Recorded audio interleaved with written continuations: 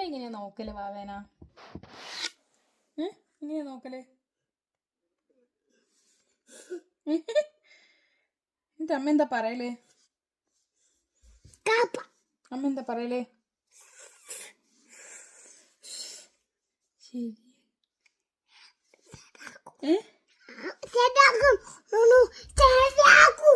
ആരെ ശരിയാക്കൂ? അതെന്തിനാ ശരിയാക്കുന്നേ? അപ്പൊ ചിരിച്ചേ? അപ്പൊ കരഞ്ഞേ? എങ്ങനെയാ കരയാ? അപ്പൊ എങ്ങനെയാ പേടിക്കുവാ? അപ്പൊ എങ്ങനെയാ നാണം വരിക?